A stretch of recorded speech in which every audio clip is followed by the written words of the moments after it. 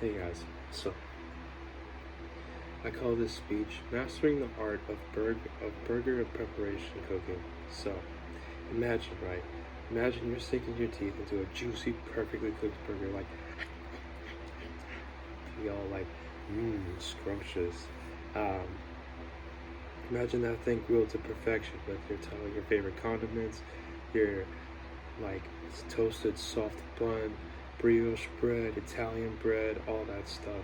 Well, today I'll give you the rundown on the steps of how to make and prepare the perfect burger, the juiciest burger, and basically everything you want in a burger. Let's dive in. So, step one, choosing the right meat. Firstly, you gotta start with a high quality ground beef. According to the USDA, ground beef should have at least a content of fat that's around 15 to 20% for the average person. And so that way, you could have as like maximize your juiciness and your flavor to that thing. So another thing to remember whenever it comes to choosing meat, you have your leaner meat. Your leaner meat is on the skinnier side, and it can make burgers very dry. It can make them just really crunchy and really not juicy at all. And you also have your larger cut meat, which can make your burgers really really juicy. However, this could lead to flare ups during cooking and can also cause more grease to pop at you. Um, and then as for step two, it starts with the seasoning. You want to season that ground beef with some salt and some pepper.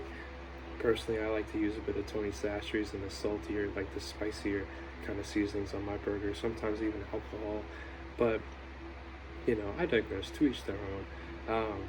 Then what you want to do is you want to always make sure that simplicity is key. Don't add too much. Don't add too little either. It's consistency. And then you gotta rub the seasonings on there. Some garlic powder, maybe some paprika.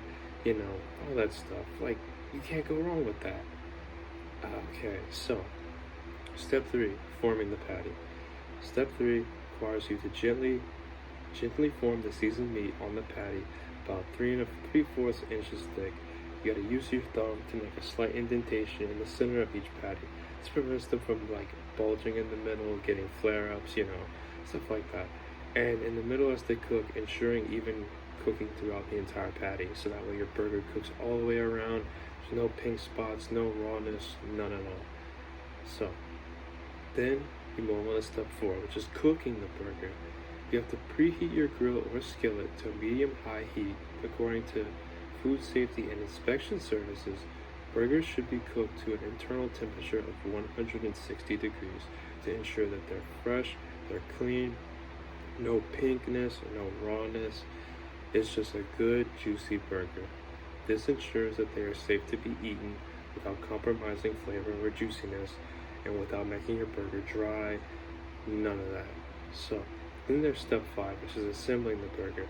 So, for step five, while you're waiting for your burgers to cook, you should start prepping your toppings on the side, like your cheese, your lettuce, your tomatoes, your onions, your green olives. If you're into that, go for it. Um, your ketchup, your mayonnaise, your mustard, um, pickles. Pickles is an absolute must on a burger. Um, Want to kind of just prep those to the side, and then so while that you of course, like, you can't just throw like a normal bun on there. You gotta toast that bun. So put the bun on the pan, toast that bun, get it all nice and crispy. And then once your burger finishes cooking, that's whenever you take out the burger from your skillet or your pan or your grill, flip it over a few times, and also another strategy that you can do is if you want a piece of melted cheese while it's on the grill or in the skillet, put the cheese on top of the burger patty and let it melt. Don't let it sit there for too long though, as it can burn, it can get on the pan, it can cause a huge mess. So be careful with that. Once your burger finishes cooking, you're gonna want to put your burger on the bottom bun of the patty. Um, Put it right there. Then you want to add all your condiments, all your toppings, your lettuce, your onions, your mustard, your pickles, your tomatoes, your onions, your cheese, all that kind of stuff.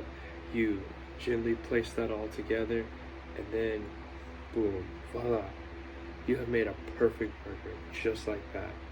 Now, one thing I will say is that you can't go wrong. You cannot go wrong with a burger. And my friends, thank you for all tuning in. And go out there and grill with some confidence, make some juicy burgers, and yeah,